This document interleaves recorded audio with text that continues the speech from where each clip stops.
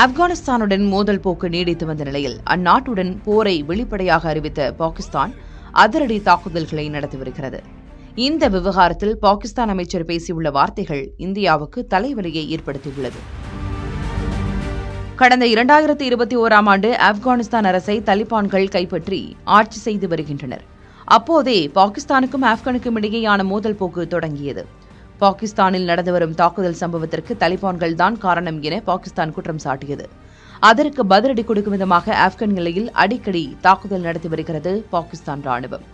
நேற்று முன்தினம் ஆப்கானின் காபுல், காந்தஹார், பக்ஷியா உள்ளிட்ட பல்வேறு நகரங்களில் பாகிஸ்தான் ராணுவம் விமானப்படை தாக்குதல் நடத்தியது.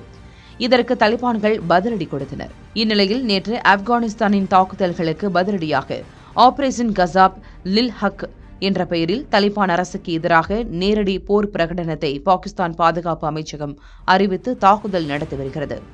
இந்த விவகாரம் குறித்து பேசிய பாகிஸ்தான் பாதுகாப்புத்துறை அமைச்சர் கவாஜா ஆசிப், எங்களுடைய பொறுமை எல்லை கடந்துவிட்டது என்றும் தற்போது ஆப்கானிஸ்தான் மீது பகிரங்க போர் என்ற நிலைக்கு வந்துவிட்டோம் என்றார்.